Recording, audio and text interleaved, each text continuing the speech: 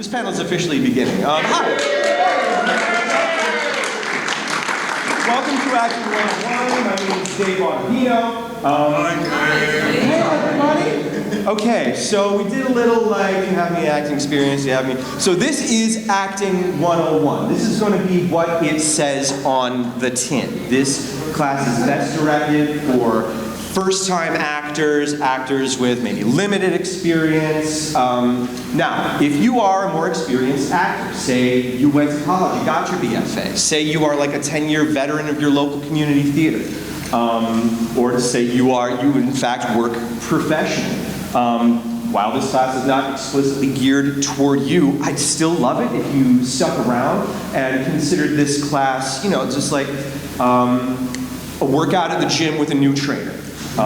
Because it is always, even if you are an experienced actor, performer, it is always important to learn new things, learn from new teachers, stay on your game. That's why I love to come from MAGFest, because I learned so much from all the panels that are here. Hey, what's up? So would putting this panel on a resume be a good idea?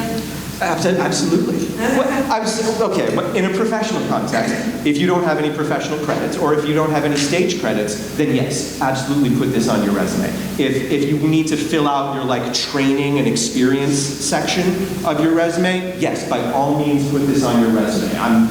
I'm not a known name, but I'll get to that in a second. I'll introduce myself. I'm Dave Autovino. Hi. I have been a working professional actor for 20 years. This summer, it'll be the 20-year anniversary of my very first paid professional acting job.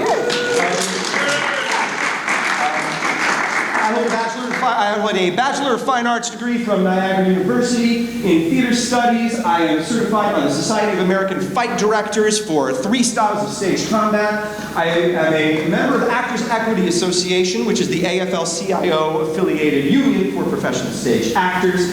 I served as the department chair of the acting department at the Rochester Association of Performing Arts for 2 years. And if you are a MAGFest veteran, you may have seen me here presenting with either X Strike Studios, Fat Gatsby Podcast Network, or performing in the improv show, These Guys Are Sick. Come and see us tonight at 7 o'clock.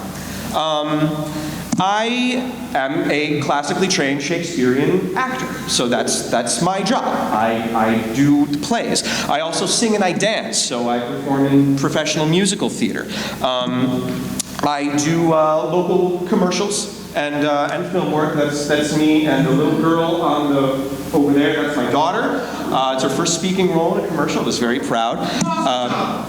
Thank you. I've done work in national commercials. That's the Michael Strahan host of Good Morning America. Let's see. I have worked in award-winning independent film. As I said, I have kids, so now that I have kids, most of the work that I do these days is in voiceover. Again, I'm not a name guy like the people that are here at MAGFest, but I work in all kinds of voiceover capacities, serving all kinds of brands, like car companies. This is the all-new 2019 Subaru Crosstrek Hybrid, smartly powered for modern adventure. Or computer companies. The XPS 13 is still the world's smallest 13.3-inch laptop, but equally impressive is everything that fits inside. Or foreign head of state. But did you know, even if the hair looked like this, or even like any of these, his platform would still be the same, and still be the best plan for Canada. And video games. Those enemies must surely be trembling today as the name of a new hero rings clear against their machinations. Peggy Carter, Captain America. The most innovative nations will have an advantage in exploiting their learning. But a generous ruler may choose to lift up favored friends. In Europa Universalis 4, Rule Britannia, available now.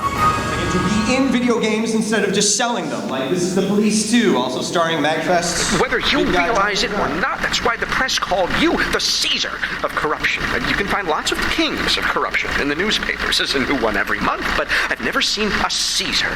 Because Caesar, that's not about the scale, but the style. Style is everything, right? All right, so that's me. I have worked in nearly every performative acting medium that there is. Here's who I am not, though, and this is important for you to know. I am not a casting director. I'm not an agent. I am not anyone who can like connect you to the right people. I am not anyone who can like, what I'm trying to say is I'm not important. I am nobody. I am just a working actor. I pound the pavement every day. I am a working actor. It is my day job. The only thing that I can give to you is the benefit of my experience. And why that's important to you is that it means today you do not need to impress me at all. Please don't try to impress me because I'm nobody. Nobody worth impressing. The most important thing here is you and you taking chances and you putting yourself out there and you risking failure a little bit. Hey. So I have a question about joining unions. Okay. I heard that nowadays more and more jobs are looking for actors who are not with unions. Yeah. So is that a bad thing, or should we join a union anyway? Okay, I'll try to nutshell this real quickly. Like all industries in America right now, union membership is shrinking. Unions are having a hard time. As a union member, I firmly believe in the power of unions and collective bargaining, especially in fields like acting, which can be inherently exploited. It is really, really easy to exploit you when you work on something that you love. I think that being a union member in an artistic field has incredible benefits. It makes sure that I get paid a living salary and like healthcare. So it's important for me. You know, I'm a dad. I have a family. That said, not all markets can sustain union work. Depending on where you live, depending on the city, you know, some cities there is good paying non-union work. And if that work feels fair to you, if you're making minimum wage doing it, then go ahead and do non-union work. There's absolutely no shame in non-union work. There should not be any animosity or jealousy between union and non-union work. Both are extremely talented professionals. Both are perfectly valid. It's just all unions in America are in a weird place right now. So if you can find good paying non-union work that at least pays minimum wage and conforms to, you know, legal salary standards, by all means do it. And if you want to do theater for free, for fun, because that's your love and your passion, absolutely do that too. Does that answer your question? Yes, it does. Awesome, thanks. Okay, so, I don't want to talk for too long. I want us all to get up and do things. So, when I was in acting schools, everything was very vague, and everything's very artsy, and everything's very esoteric, and they don't really explain things. You might, you know, say, okay, but just like tell me how to do the scene, please. And I'll be like, well, I think I would like you to figure out how to do this. You know, and it took me a long time to realize that that is important. But the thing is, I only have an hour and a half with you guys. So I want to send you away with just, if I could distill all of acting down to like 3 easy, concrete things that you can just keep in mind, that you can remember, as you go out and pursue this as your own art, and bring your own personality to it and discover your own path, I'm just going to give you just 3 easy guidelines to remember to keep you on the right path. I guess I'll start by just, okay, acting, the commonly accepted definition of acting today was coined by famous acting teacher Sanford Meisner. We say acting is living truthfully under imaginary circumstances. And obviously that's really just a very intellectualized way of saying it's pretending but really hard. Be true to the character. Be true to yourself. But also be true to real life, and that's the thing. Fake acting is pretending to do something, but real acting is actually doing something. So when we say living truthfully under imaginary circumstances, the best example of that is that actors don't pretend to cry. I'm going to say that again. Actors do not pretend to cry. We cry. We have trained ourselves through years of study and discipline and conditioned our biological and emotional responses to react naturally to a pretend situation. Because crying, there are so many physical things that happen when you cry. You get short of breath, your heart rate increases. All that stuff happens to your body. And so living truthfully under those imaginary circumstances is existing as a real human would in every sense of that word, even though the context of what's happening to you is not literally real. So, what's the first guidepost that I want to give to you to help you remember how to do that? The first one is, acting is not emotive. Acting is performing an action. That's why we call it acting. Acting is in no way pretending to be happy, pretending to be sad, pretending to be angry. Your emotions are not important because the audience cannot read your mind. The audience cannot see into your heart. All the audience can see is you and what you are doing. So anytime you're in front of an audience, think less about what you're feeling and more about what you are actually doing. It's doing that an audience sees. It's doing something that an audience then gets to interpret. If you are pretending to be happy, you are explicitly telling your audience, I am being happy. It's better to do something that might signify your internal happiness and let your audience suss that out for themselves. That gives the audience the benefit of the doubt. So, guidepost number 2.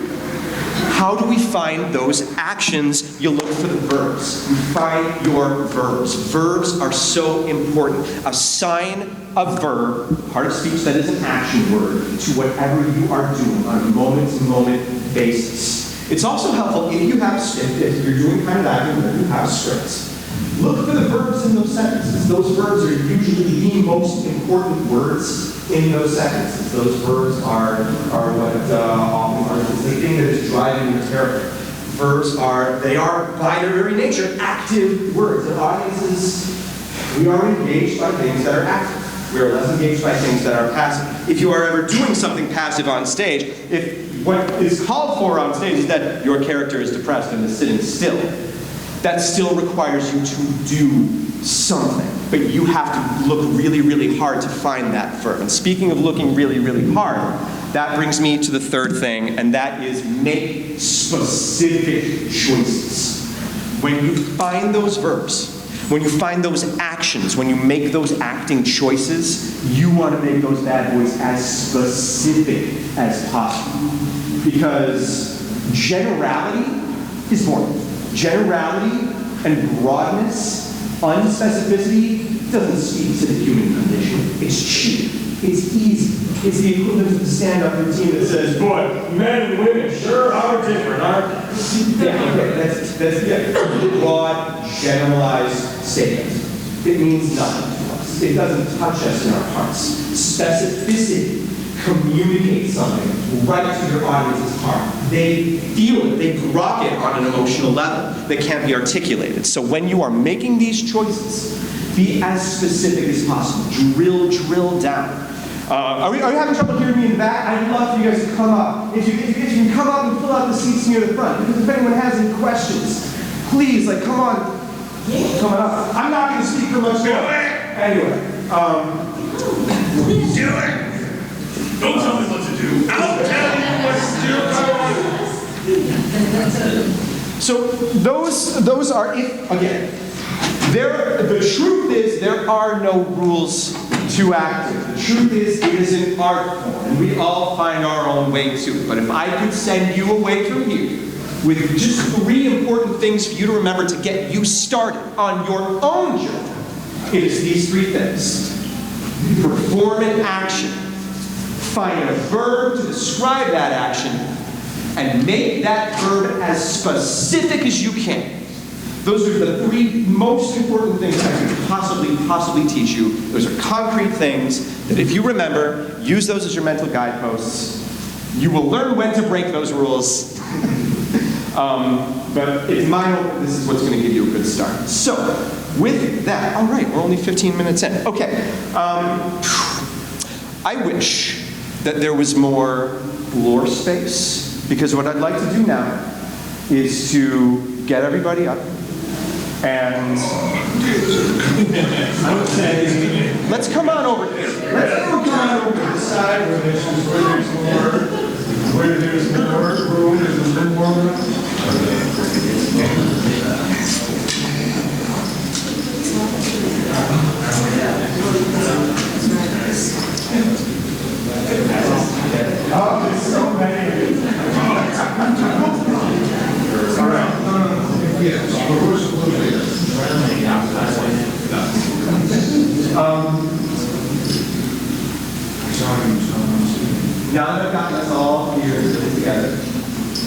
Find it comfortable. No, you're off. I'm a little closer. Let's fill up this room. Let's fill up this space. All right.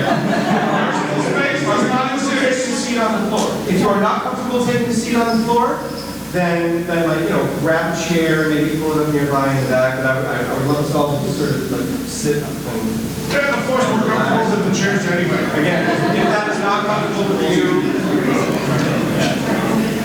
you grab a chair, like, you know, stay close.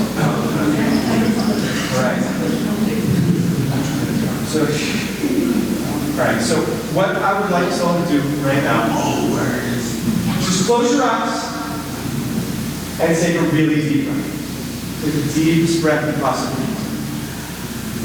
And let it out really slow. And don't be afraid to make noise. I don't hear your breaths in this time. Really breathe in.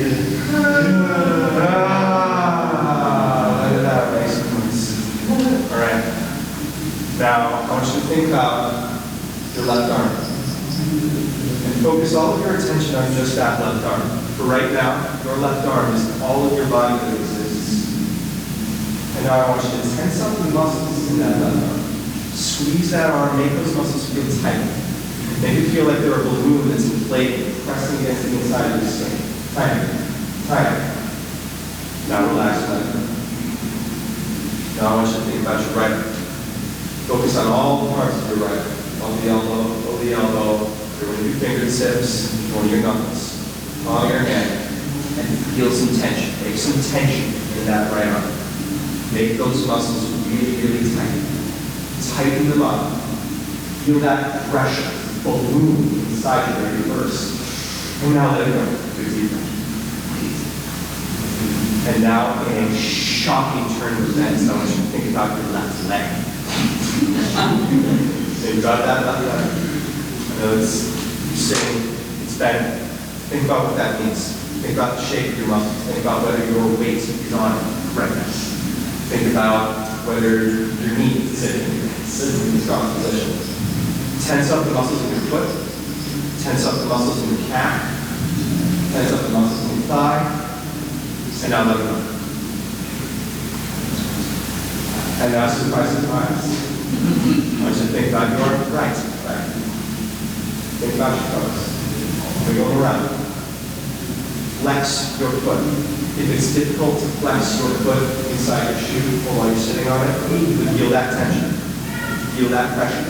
Think about the exact points on the sole of your foot where you feel that tension and that pressure. Let that tension creep up into your ankle, up into your calf, up into your knee. Feel it tight. Feel it pushing. Feel the pressure. Squeeze, squeeze, squeeze. Now let it go. I want you to take a deep breath once again. Let it all out. Oh, that's glorious. Here, take one more deep breath. And now let's let it all out. That is excellent. Okay, let's all stand up. Let's everyone get up. Let's make a little more space. Spread out a little bit more. Find a spot on the floor. All right. We're just going to jump straight up and down 10 times. If you cannot do this, if you have a physical ailment that prevents you from doing this, don't hurt yourself. If you can. Here we go. We're going to jump up and down. Ready? And 1, 2, 3, 4, 5, 6, 7, 8, 11, 10. All right. Excellent. Now, we are going to imagine that we are... I want you to, okay, first we're going to pretend. We're start by pretending. I want you to imagine that you are a champion. You're a champion, doesn't matter what of, you're a champion who has entered the arena. Show me some swagger. Let's be a champion. When you're in the arena, you hear the sound of applause. What does that make you do? You hearing the sound of applause, that yes. What does that make you do? Yes. Wave to the audience. Show them a fist. Raise your arms in triumph. Call for their cheers.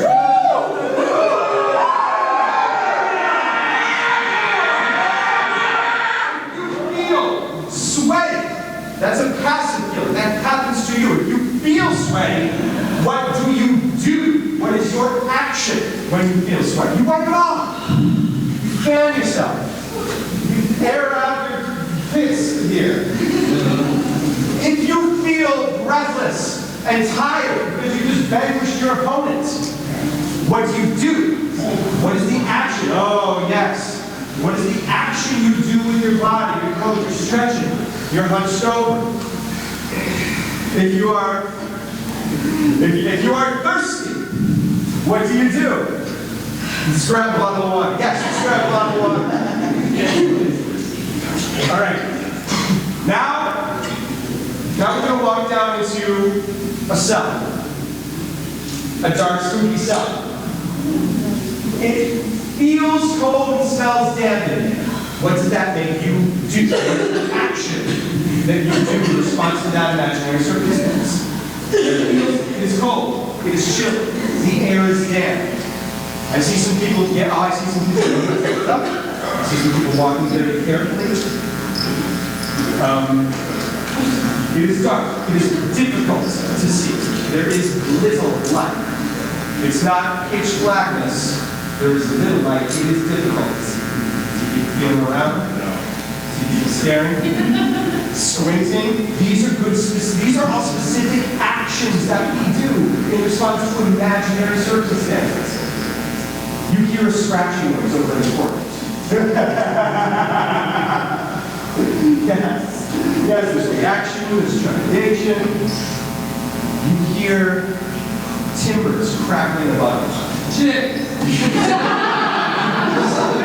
You stop, you look, you duck. These are good physical reactions to what is happening around you. All right. That was great. That was good.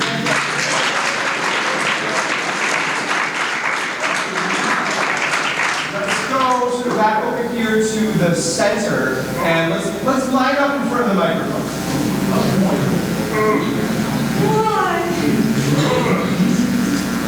Why do you think you do things? I'm so glad you're doing things. Oh, I'm hurting.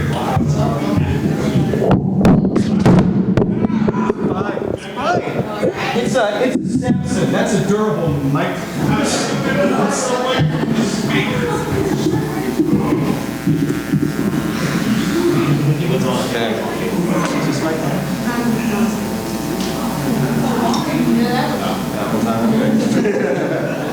Yeah, we don't need the wireless microphone. This one's on. I think so, or we can just like get the line closer.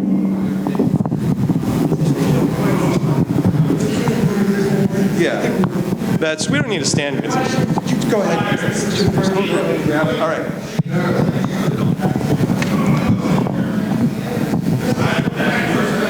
Okay, for this exercise, once you get to the front of the line, I am going to ask you to say the words, I love it.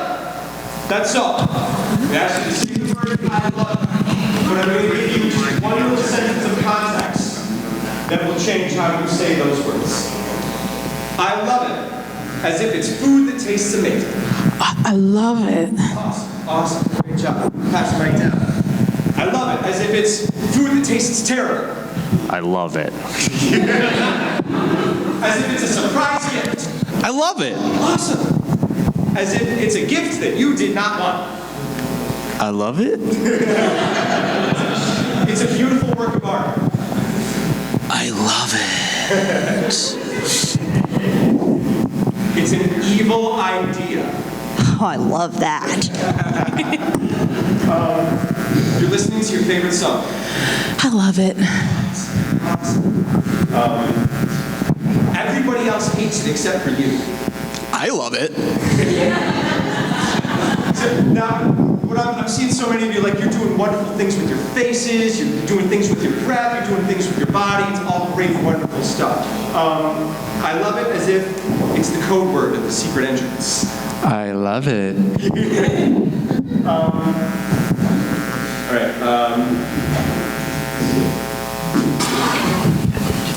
Okay, we'll switch around. Now we're going to say, it's raining. Okay. No, the last one. It's raining, as if your picnic basket is packed. It's raining. You're a farmer who's been suffering through a long drought. It's raining.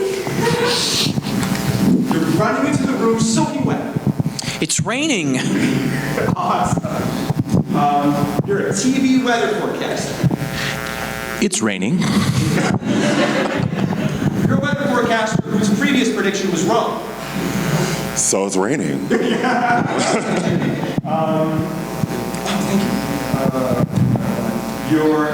You're in the middle of being out riding your bike.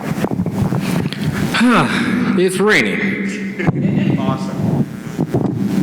It's your wedding day. Shit, it's raining. You just bought a new umbrella. It's raining.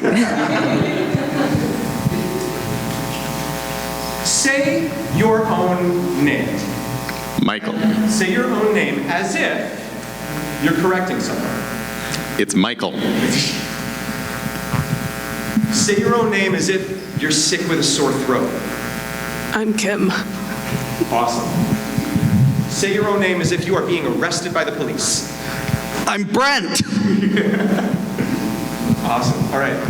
Say your own name as if you're afraid people are going to laugh at you. It's Mason. Say your own name as if meeting someone for the first time. It's Christopher. Excellent. Say your own name as if you are reading it in Braille.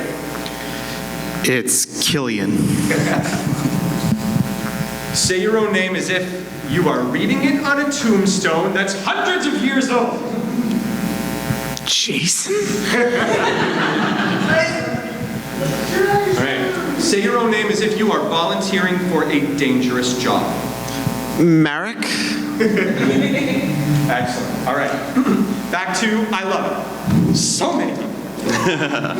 I love it. As if it's food that tastes good. I love it. Food that tastes awful. I love it. It's a surprise gift. Oh, I love it. Excellent. It's a very unwelcome gift. I love it. It's a beautiful work of art. I love it. It's a terrible work of art. I love it. It's an evil idea. I love it. You're listening to your favorite song. I love it.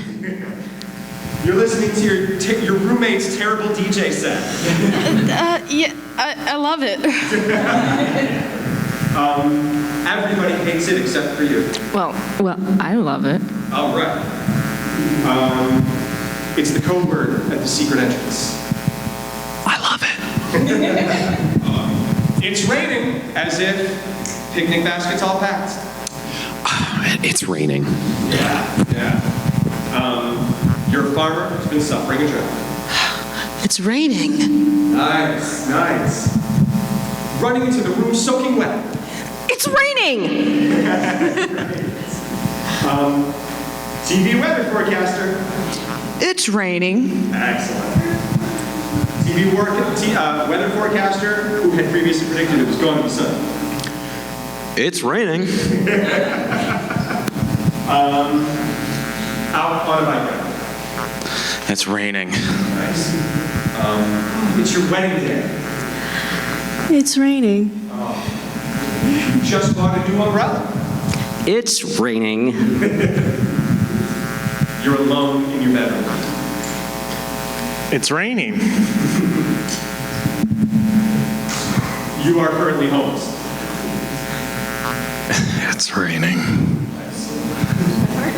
Say, come on up. All right, say your own name as if you are correcting someone. That's Louise. That's good. Sick with a sore throat. Selena. Being arrested by the police. Get your hands off me, coppers! I'm masked, you better not mess with me! Say your own name as if you are afraid people are going to laugh at you. My name's Joe. Hi, Joe. Hey, Joe. Say your own name as if you are meeting someone for the first time. Hi, my name's Kevin. Nice. Say your own name as if you're not meeting someone for the first time, but they don't remember you. Darren? As if you're reading your name in Braille. Lorian? As if you're reading it on an ancient tombstone. Phelan.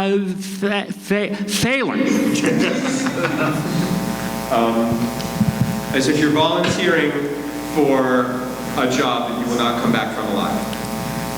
Sarah? Nice. All right. Back one more time to I love it. I love it. As if it's food that tastes great. I love it. Nice. As if it's food that tastes awful. I love it. As if it's a surprise gift. I love it. As if it's a hideously unwelcome gift. I love it. As if it's a beautiful work of art. I love it. As if it's a terrible work of art, but you are invited to your sister's art show. This means a lot to me. I love it. All right. And finally, it's an evil idea. I love it. Excellent. Excellent. Fantastic work, everybody. Okay. Now, so that we have enough time to do this, I am going to hand out some scripts. I don't have enough scripts for everybody, so I need to beg for your help with this.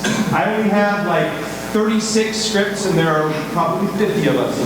So, what I'd love for you to do is, so each of these pieces of paper has 2 scripts on it. They're the same script, you rip it in half, that makes 2 scripts. Please share it with someone who does not have a script. Let them take a photo of it on their phone so that they can look at a picture of the script and still have it. So that if you do not have a paper script, take a picture of it on your phone so that you have something to look at. We need partners, so everybody find a partner. I would love it if you had a partner with someone you don't know before, but if you want to stick with a buddy, that's all you need. So here's a script for you. Find a partner and share it. Here's a script for you. Find a partner and share it. Here's a script for you. Find a partner and share it. One script down!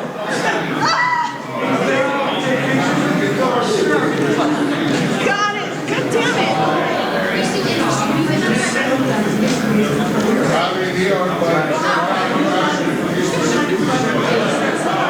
Voluntary versus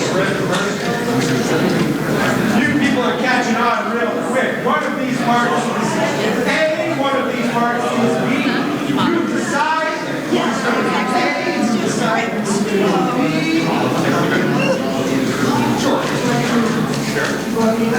You will notice. One for you, one for your buddy? One for everybody. You can take that. Okay, all right. Move further to the crowd.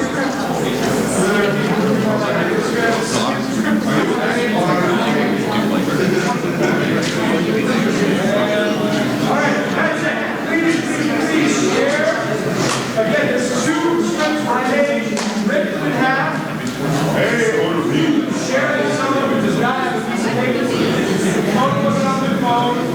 Getting it so it's 1 chance that you can stay line. That means you're focusing on your script.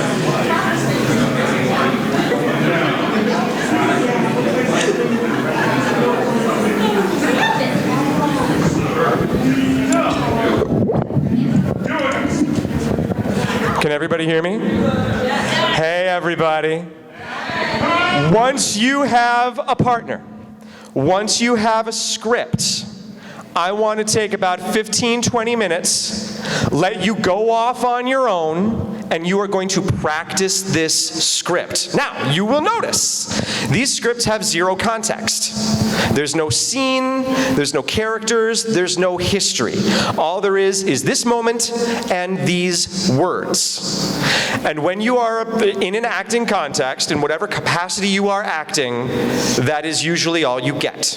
Really, when it comes right down to it, an audience is watching you speak words and do things. That is all your audience gets to understand what you are trying to communicate. So using only these words, using whatever context you can bring to these scenes with your actions that you will choose. Try to get us, the audience, hopefully we'll have time for most, if not all of us, to take turns showing off these scenes.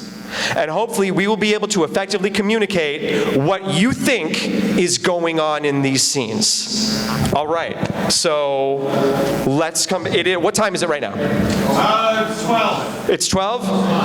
12:06. All right, please, all right, come back and sit down at 12:25.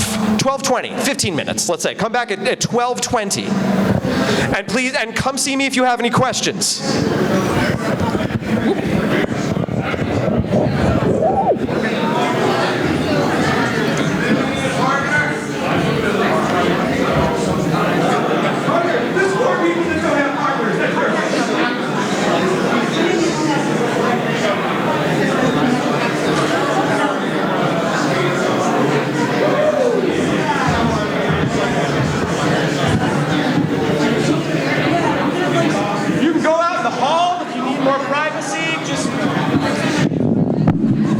You can go out in the hall if you want to rehearse more privately. Just find a place and just be back in here at 12:20. Come on back and sit down here in the front rows by 12:20. All right, let's do it, everybody. Hi there. How you doing?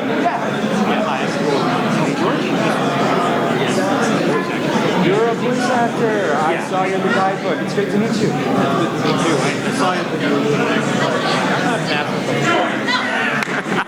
we have a problem with it, stay in the background, but I was like, this is cool. I just wanted to appreciate it. So many people. Oh, no, sure. Well, I have dropped in on Wes's acting class in the past. Now that my kids know voiceover is mostly what I do, but I want to solve it. Really? Where are you based? I'm actually living up in the city. I wasn't imagining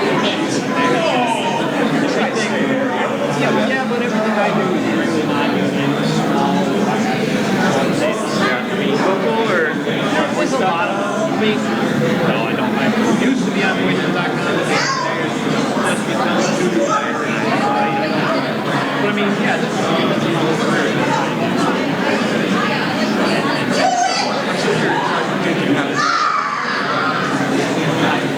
You're kidding.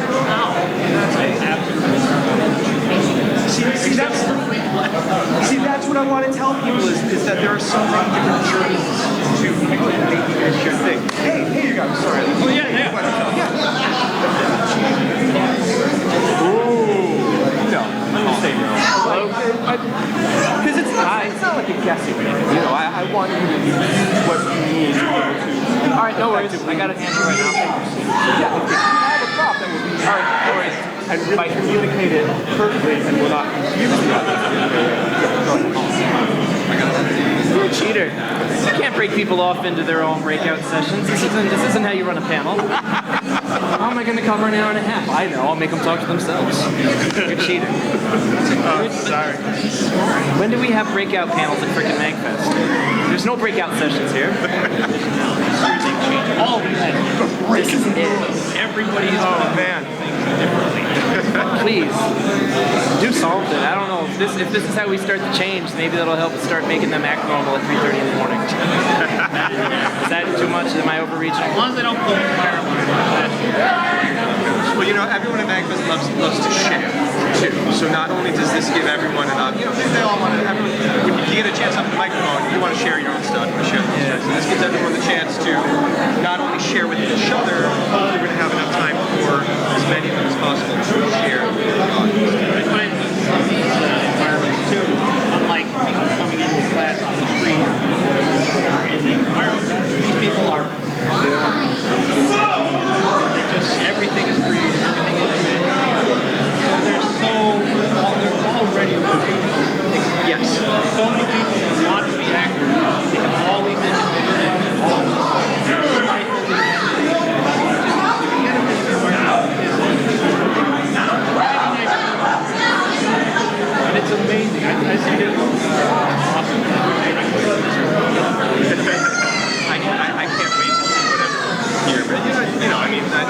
because I do a lot of like health movies a lot, and then the people that end up affected is mostly maybe they've taken an acting class, maybe not. They're not they're regular people, so it's all they were pretty good. Now they call themselves an actor, but they have all these conditions, all these. These are all people who spent the last 4 weeks making their own costumes. Yeah, so it's I thought that this was a place venue to be able to do this. I'm going to continue doing my job, but I want to come and give you a hard time about cheating on your panel. My apologies. I love it. No, I think it's fantastic. So you have no choice. So tell me about how did you fall into the movie set? You know, it's just a weird thing because I grew up in a rural area. Massachusetts, side of Redmond, so it wasn't like suburbia. I had to drive like 10 to 15 miles to get to all the time. Same here. Yeah, so anyway, and I'm older, so everything there was no internet. How did I start? I'd say probably the earliest thing was my brother would been like didn't have any problem, but he came back with all this high fancy audio. He had a reel to reel. Now that was like, whoa, look at this cool thing. You know, early 70s. Especially as a kid, I was probably 9 or 10. So he was like, wait, That's amazing. you can imagine a kid who had a big imagination. All of his siblings were much older. Did you come up with voice acting character imitating cartoons on TV? And so that was like the first thing. And of course, growing up, you see everything, you're like, man, that'd be really cool. It's never going to happen. Because through that kind of an area, you can't imagine ever being having access to that sort of so you don't think that. Long story short, many years later in the 90s, I'm working for one of my friends there happens to be he happens to be a professional writer, but he works at the post office on weekends. Like everyone else. Sorry, I didn't. No, not at all. No, please interrupt. Absolutely. I've got a question. Do you have a pencil? Oh boy, I might have a pen. Because I left all my stuff downstairs. I have a pen, will I do? Yes. Right? That would be perfect. There you are. Yeah, if anybody comes up. Anyway, it's basically this guy, he was a professional writer. He also connected with a lot of people in the entertainment. It's like his college roommates were the guys who created the Teenage Mutant. Yeah. So I got to meet them online and stuff, but it was like, it was really cool. That is really cool. The Jollies one year, because I used to do my own thing anyway, thinking, I'd love to hear this. One year I made this cassette, basically.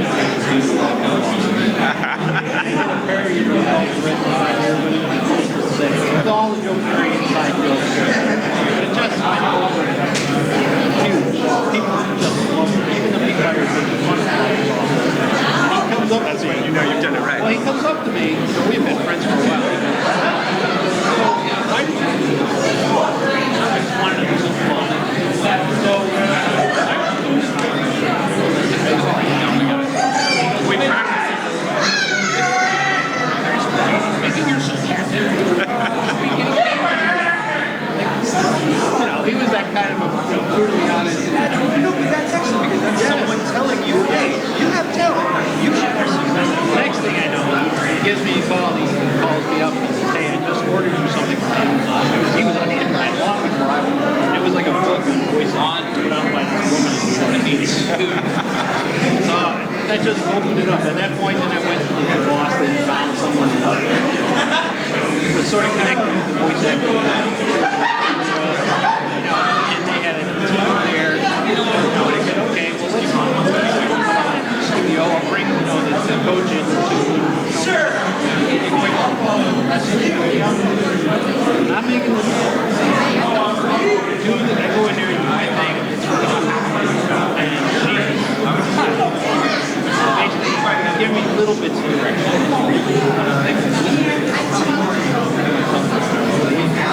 At the end of it,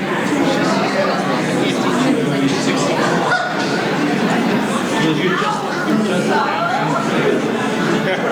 she said, like this coach gets paid 172. I don't know anything. It's just a natural acting part. The guy here, John, he's an audio engineer. She goes, I personally, you're a natural. I would Thank goodness she was honest. Oh, I know. I've never, because I've heard worse. Now, even here, I really get thinking about it. I think it always and that's it. I just started, always. Never had anything. An agent before. I've been 25 years. I tried. You're not trying 782. That's it. And yet I'm broke as hell. And my wife's not working for you. So it's like, you can't come. I hear you. Do you have a studio? Yeah. We have to. If you're going to do voiceover professionally in today's age, you've got to have a home studio. It's got to be digital. You have to have pieces of it. If you don't have all that, you don't live in a really in a Where you got it home? I'm a gearhead. Yeah. I've always been, if it works, it works. At the end,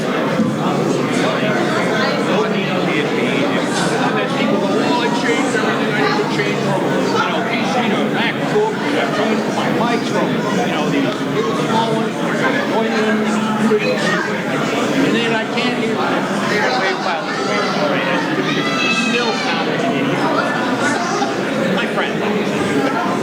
No, it's really basically, it's the PC, I built it.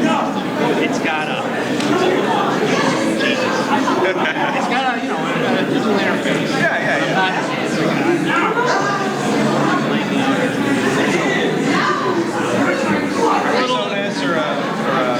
It's not even that. Scarlet, It's got an M. Oh, M-Audio. There it is. Yeah, all right. Yeah, a little pirate. M-Audio. The only reason I want that is because my best friends who's still on there, 17 years. I had asked him, just tell us. I'll take you. You don't trust me. Tell me. We'll get one of these. I said, I need a mic. The one I'm using is probably not very good. What are you using? I'm using realistic realistic microphone. Ooh, nice. He says, no. Oh, obviously it was a while ago. I ended up buying just like an Audio Technica, one of the higher end ones. But just Audio Technica, I still Yeah, like what, like a 3050? 4050 is the 4050 is a steal. It's half the price. I think it's a 4050. I can't tell. And I bought other mics, but there's always something I don't like about it. It either has too much of a bass reflex, or it's one of the mics is supposed to be like a sound alike. I mean, it wasn't expensive. It ended up, I thought, it ended up making high-end mics way so expensive.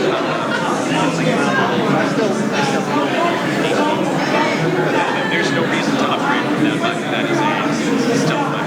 Well, that's, again, I've never been a gearhead, and I have no problem admitting that. Getting there.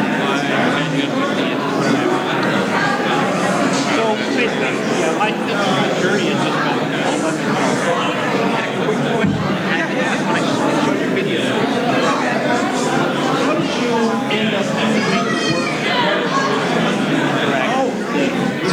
I'm from upstate New York, and there is a guy in Buffalo who does like localization and audio.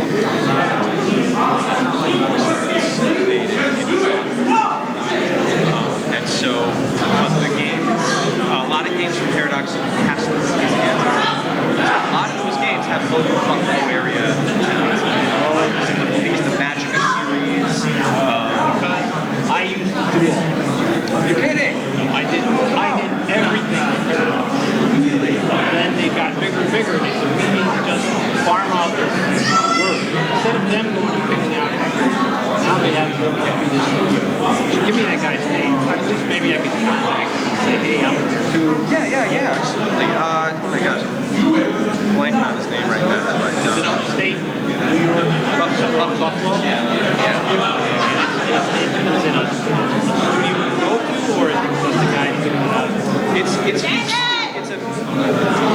the studio that he built in his large home. So it's a top-notch space.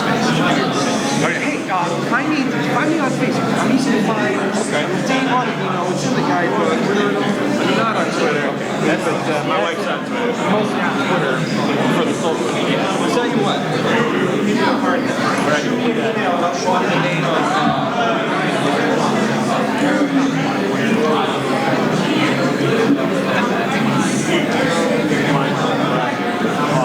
George, fantastic. Nothing like you. I'm glad I said hi, and again,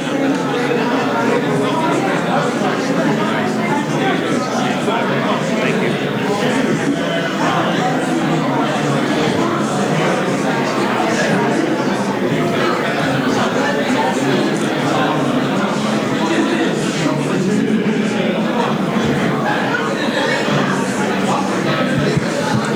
It is 12:20, ready or not. I would love for everyone to, where is the best, easiest space to be a stage where everyone can see? On stage, I guess. That makes the most sense.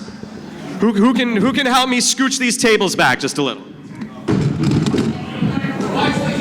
Watch the cables. That's why we're only gonna scooch. We're just gonna scooch them back.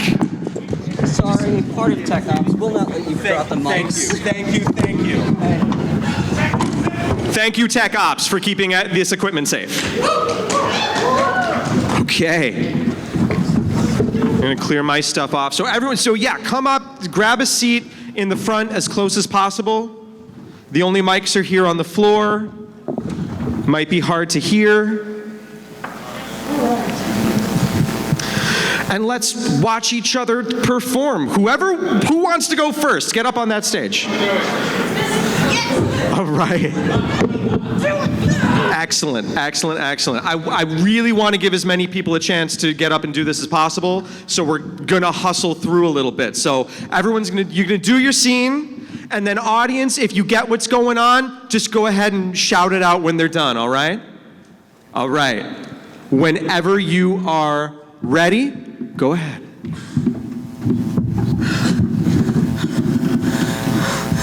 I want you to take this. Why? It will help. But I don't want it. No! Please cooperate! But I have been. So keep it up! I can't. I'm sick of it. Do it! No! Excellent. Round of applause. I have been teaching this class for years, and I have never seen an interpretation of that scene like that. What was happening? Someone's dying. The other person's like, nah, I'm tired of you. You just die. Seemed like it was for a quest, right? Like this was an important thing, like you need to carry on the mission. And there was fear there at having to carry on that mission. It's that specificity. You made these really great specific physical choices, and that made communicating with us so much easier. Fantastic job. Someone else, go up. Yeah, you too. You're right there, go ahead.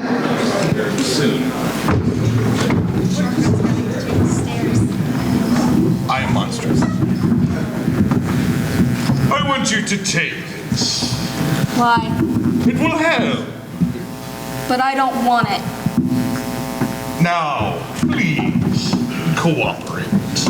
But I have been. So, keep it up. I can't. I'm sick of it. Do it! No!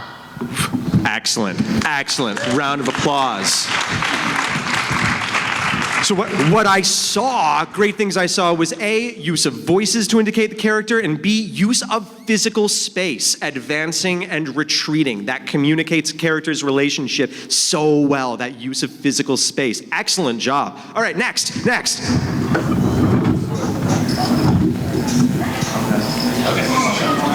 Be polite, take turns.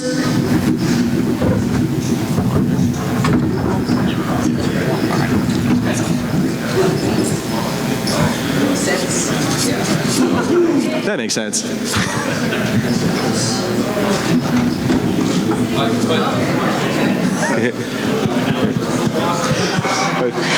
All right, we're naturally organizing ourselves into a queue, and that's fine. But please do watch each other. Really, this is your audience. So now, just when you're on stage, please remember, most of your audience is over here. Go ahead and play to them. I really want us to all watch each other and be a good audience for each other.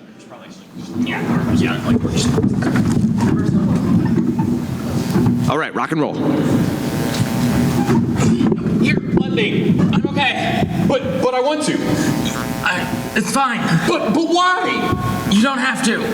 But I know that. Stop worrying. Wow, fantastic. Oh, wait.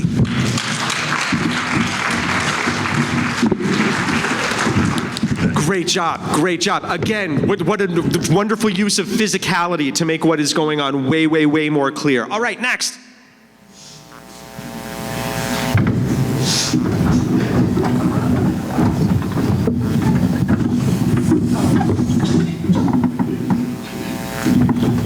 $158.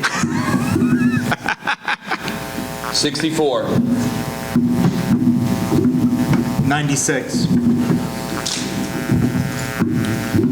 172. 172. What? 172. It can't be. It is. It won't work. Excellent. Excellent. That was really good. Everyone, did you all see how specific they were with what they were doing with their hands? That is specificity. You could almost literally see the specific objects they were picking up and looking at, examining really closely. That is the degree of specificity you always, always want to bring. All right, next. Great job, you guys.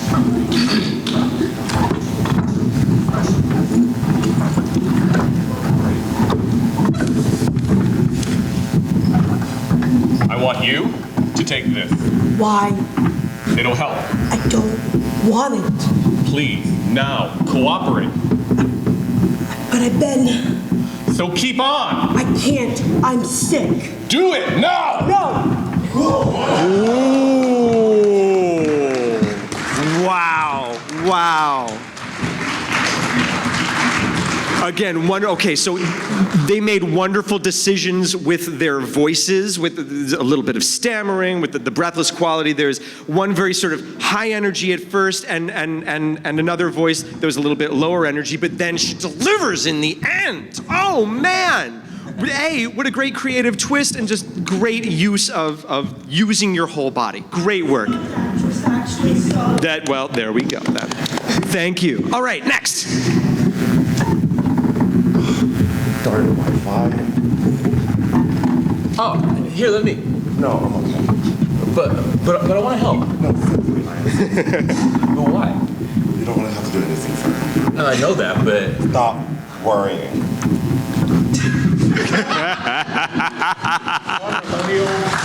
Fantastic job. So often scenes are about who has the power and who wants the power. Here is a scene in which one person is trying really, really hard to maintain the power of his own autonomy, and another person who very clearly feels he has the power to invade that autonomy. I mean, that's just a really esoteric way to break it down, but again, great use of physical space between each other, your physicality. Great job, you guys. Thank you. All right, next.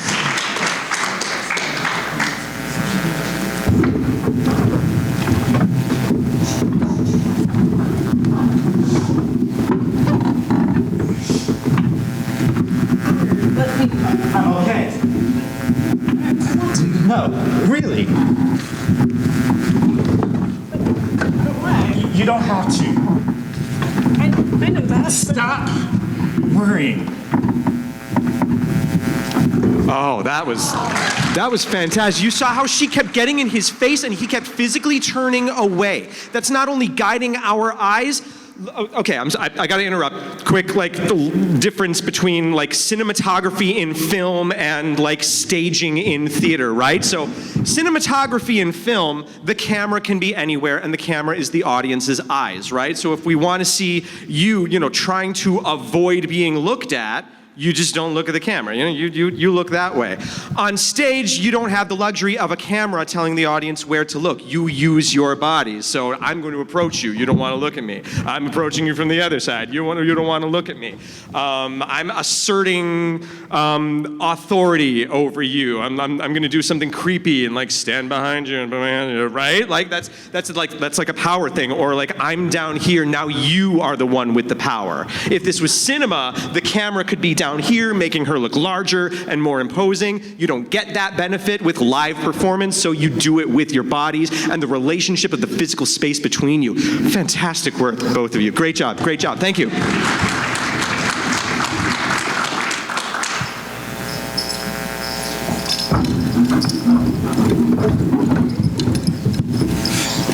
$158.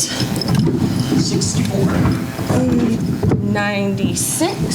6 and 172. 172? What? 172. It can't be. It is. It can't work. Excellent, excellent. Again, that commitment to the imaginary circumstances. You saw them physically handling those objects. I mean, that's what we're doing, is we're pretending. We're just mime, but we're pretending really hard and really specifically, and that lets us see these imaginary things and be in this imaginary world with you. Great job. Next.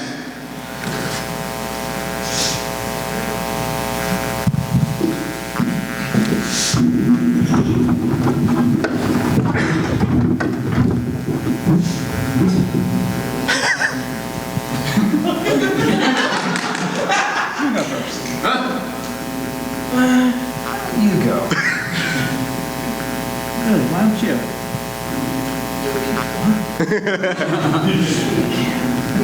Why don't you?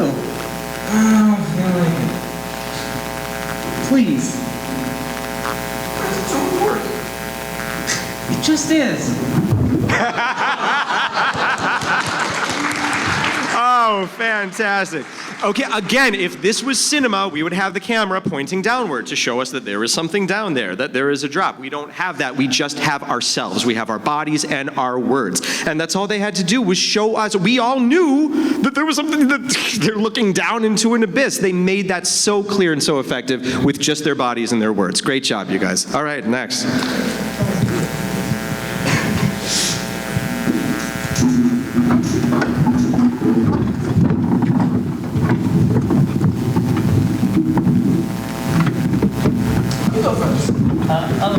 No, you go. I really can't. Sure you can. Why don't you? I don't feel like it. Please. Why is it important? It is. Excellent, excellent.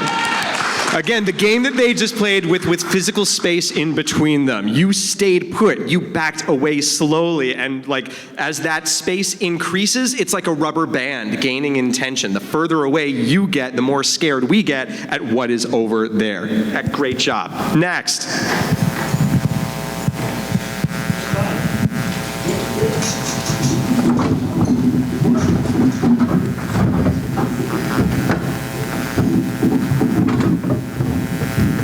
$158. 64. 96. 172. 172. What? 172. Can't be. It is. It won't work. Hey guys, stay put real quick for a sec. Who is the boss?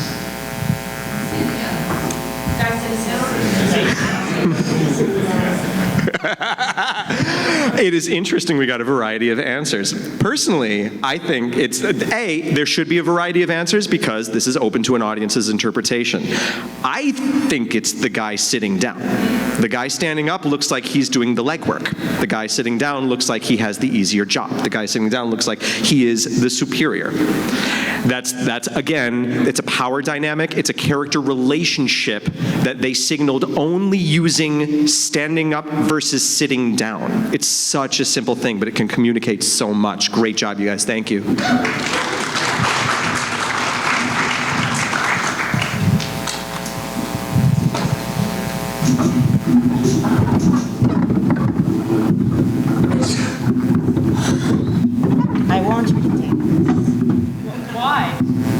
follow me. It'll help.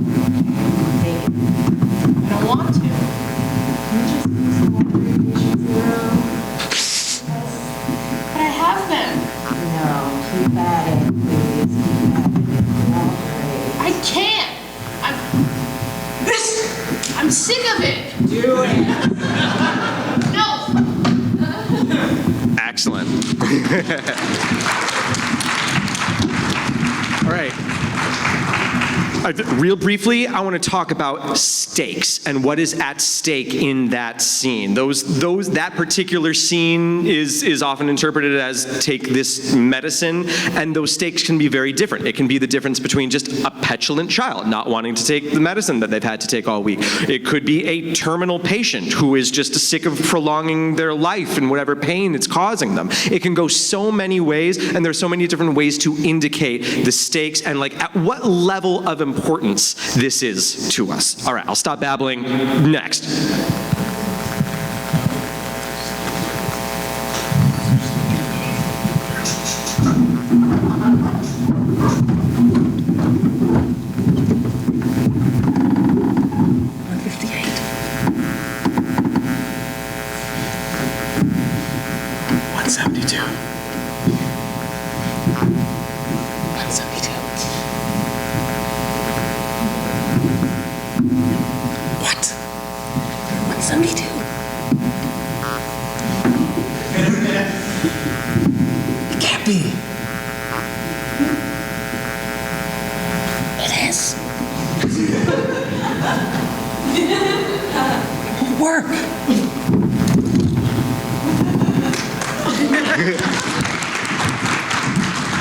Great contrast to the last time we saw that scene, because in this scene, I see two equal partners.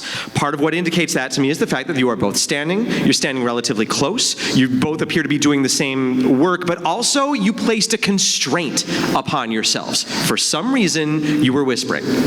For some reason, it is dangerous to speak at full volume. You are both abiding by that rule, abiding by it equally. One of you does not feel like you have more power than the other, that you could violate a rule that you established in this scene. It's a great consistency. Excellent job. Excellent job. All right, come on up.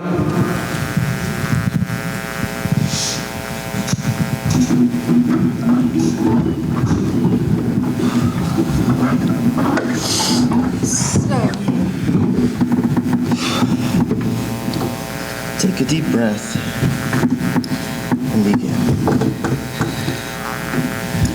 You first. No, you go ahead. Really? Sure. I'll follow you. Now?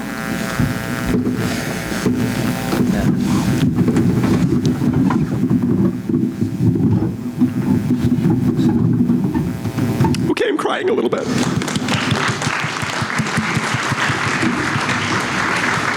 They did not have to tell us how they felt. They did not have to tell our feelings. All they had to do was show the physical things that we do when we are grieving. Pulling your body in tight, rubbing your face with your hands. These are all the physical things that we do when we are trying desperately to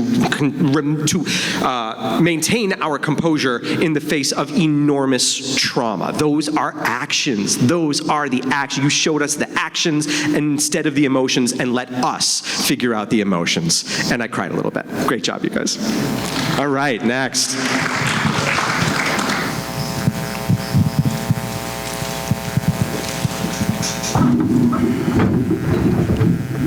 Is that right? Yes, I think so. Are you sure? Sure, I'm sure. I wish I had as much confidence as you. I don't know what you... I mean, I'm just not as certain. Everything will be all right.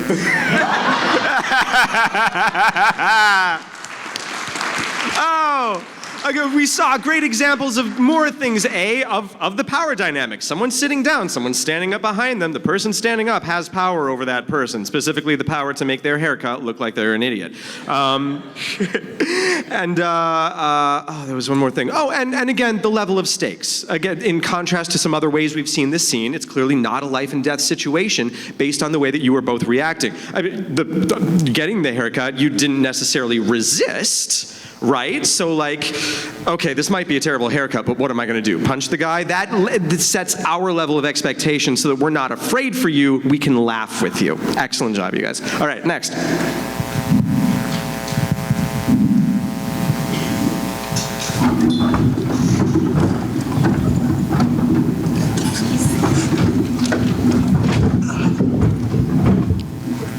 One 158.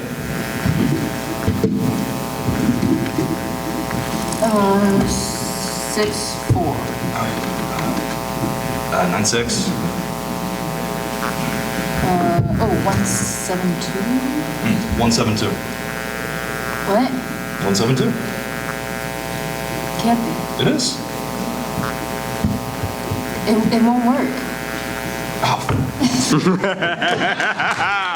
Oh, that's great. It tells us everything we need to know when we see two people laying down on the ground next to each other, right? I mean, that is so much more indicative of what their relationship to each other is, that there's a degree of familiarity. And when I say intimacy, I don't necessarily mean, but obviously they are close enough that they're comfortable laying down on the ground, doing homework together on a bed or wherever, or on the floor. That says so much about the characters, and literally all you had to do was position your body in a certain way. That is literally the only thing they had to do. All right, come on up.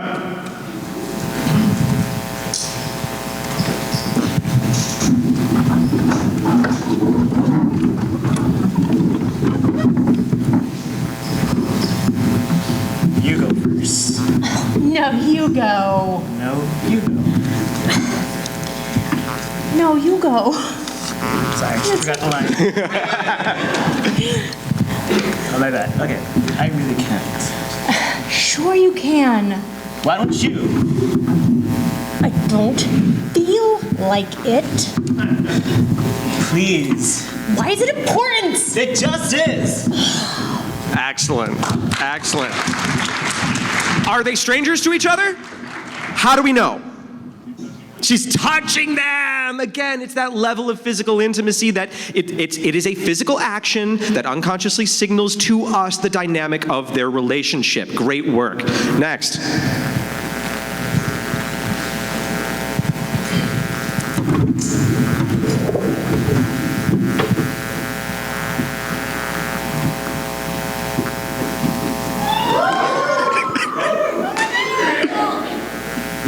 Is that okay? Yes, I think so. Are you sure? Sure, I'm sure. I wish I had as much confidence in you. I don't know what you're talking Just not certain.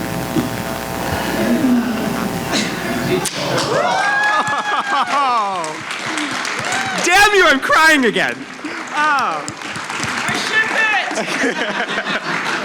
That I'd never get to see the scene done that way. But beyond just the obvious physical intimacy, the way that they look at each other, right? The way that he's looking down and she is just looking at him, filling him with the confidence that she wishes he would have. Oh, it tells it's we're all a little like, heartbreaking and get a little misty about it, right?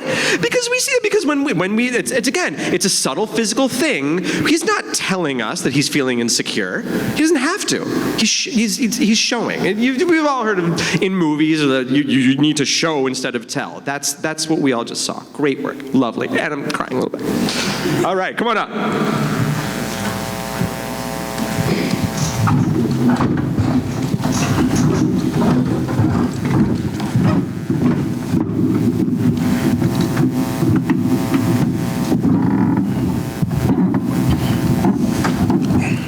Here, let me. No, I'm okay. Yeah, but I want to help. No, really. But why? You don't have to. I know, but. Stop worrying. But.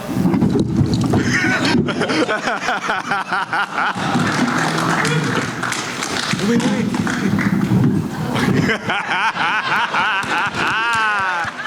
Oh, that is brilliant. I have, in years of teaching this class, I have never seen that scene interpreted like that before. And that is a wonderful character. That is a wonderful character dynamic because an employee and a customer, and the customer tries to help the employee do. I'm sorry. No, great work. Like, what a great character dynamic, establishing that we have a customer and an employee. That's a relationship that we all know. So we all know how this employee must be feeling when he cannot do his job. And a customer, to the point where a customer is graciously offering to help. I mean, okay, I gotta stop babbling. Go ahead. Wow, the champagne. Yeah, that is. Yeah.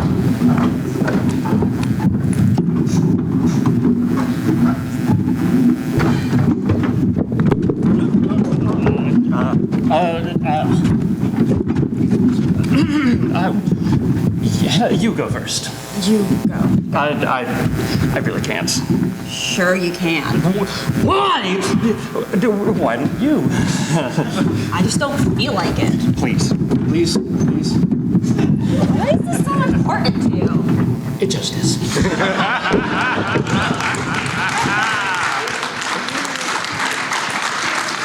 Who has more power in that scene? You think he does? No, she does. Because she does not care. It is intensely important to him to get what he wants, but he is not going to get it. She does not care about the stakes. Therefore, she is the one with the power in this situation. What a wonderful contrast in someone for whom the stakes are very, very important, and someone for whom, and he bumped into you, therefore, you have been wronged. He is then trying to please you. You have the power. You get to decide who goes first. Which is why he's got to be so obsequious and I butchered that word. Obsequious, never mind. All right, go ahead.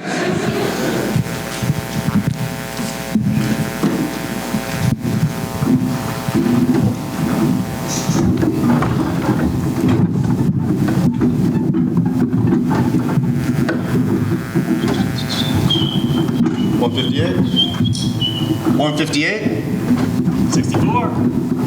96. 172. 172? 172. What? It is. That can't be.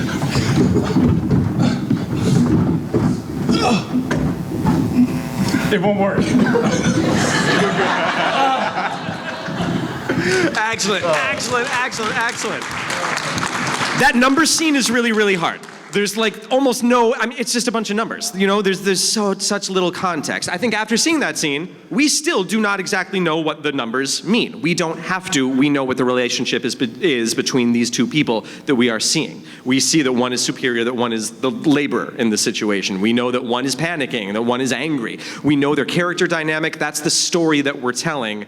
The numbers aren't important. They're just words. Go ahead.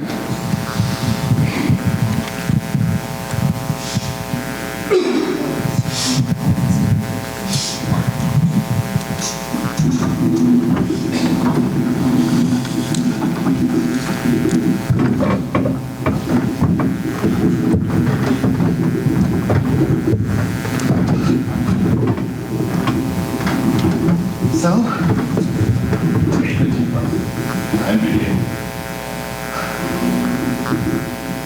You first. No, you go ahead. Really? Sure. I'll follow you.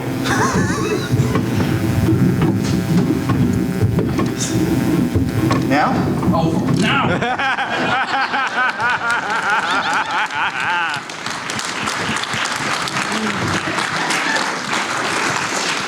When a master says to his the student, the disciple, you go, Padawan, when a master says to his Padawan, you go, I'll follow you, without looking him in the eye. When he says that and like looks over there, do you think he's really gonna follow? Excellent, excellent job. All right, go ahead. Great job, guys.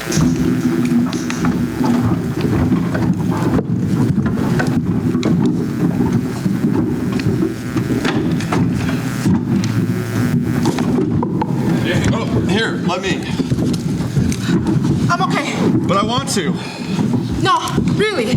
But why? You don't have to. I know, but... Stop worrying. Stop worrying.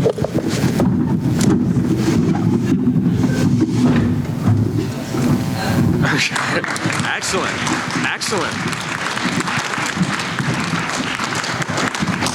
I saw, I think, higher stakes there. You seemed so panicked. You seemed like that was it seemed like that spill was a really big problem. Was that true? It seemed like the spill was a really big problem. Yeah, because the drink was expensive. Excellent, excellent, excellent work. Thank you. All right, come on up.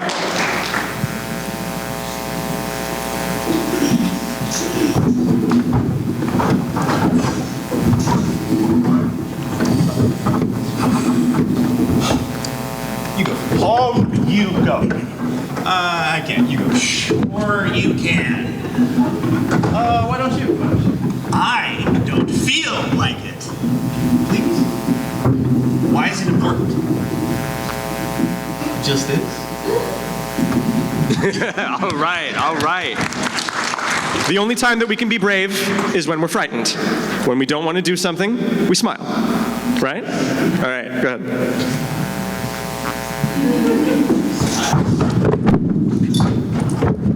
So, take a deep breath and begin. You first. No, you go ahead. Really? Sure, I'll follow you.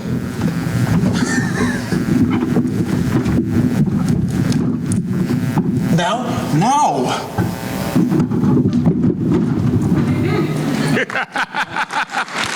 Excellent. Again, the words you read told you that one of you is not confident in the situation and one of you is. Or if they're not confident, they have to be for the sake of getting through it, right? That's all the words give you.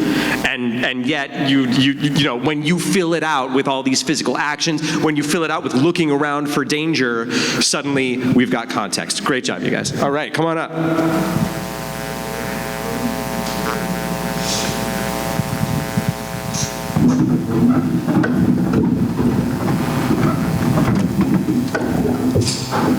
That one? Yeah, if you want. You go first. Whoa, hey. You.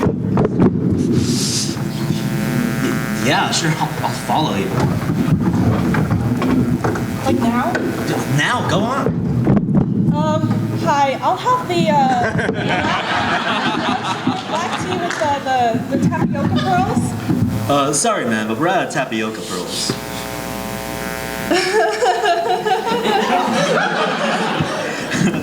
Excellent.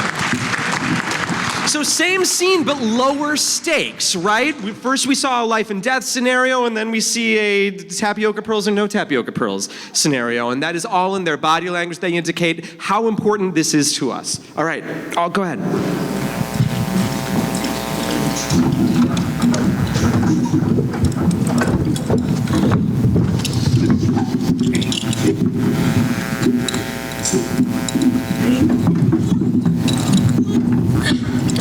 Hang on. Is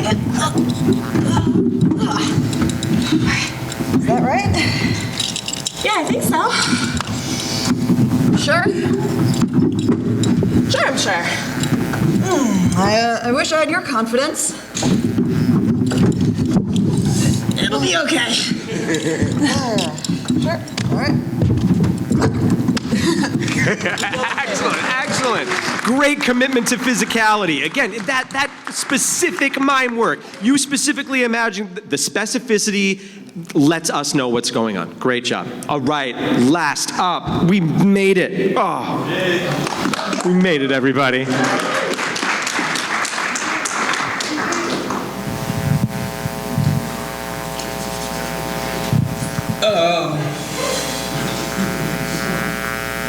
You go first. No, you can go.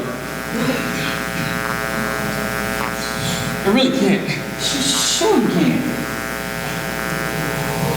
Why don't you? A lot of people, and I really don't want to. Oh, please? I don't know, man. Why is it that important? I mean, it really is.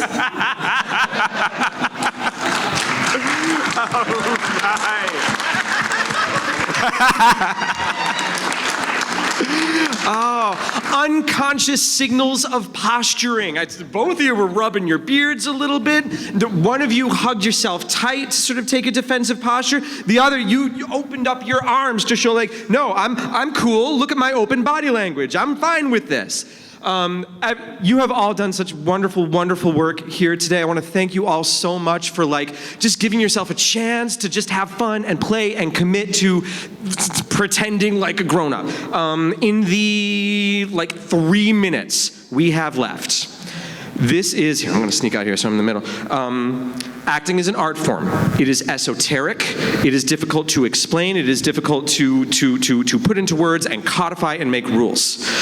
Does anyone have a question about something that I have not been clear about, or something that I could try to make clearer for you before we have to leave?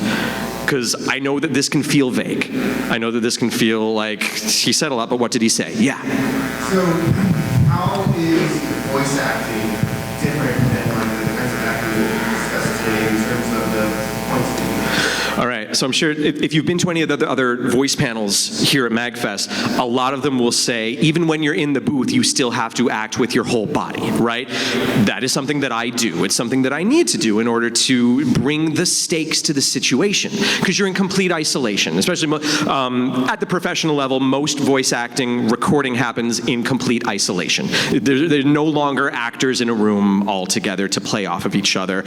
One actor's recording in LA, the other actor's recording in New York, you mix them together in post. So I guess the only difference is that when I say change my voice, when I change my voice to the kind of physicality that might belie my diminutive physical appearance, I still have to feel that. I have to really internalize if I want to imagine myself. If I want to imagine myself as a real big burly guy when I do this voice, like I have to put that on in the booth.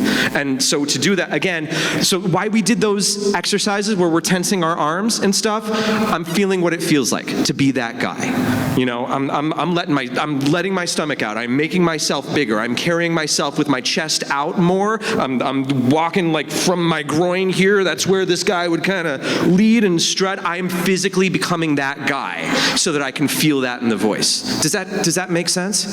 Cool. I don't know, do we have any more time? Yeah.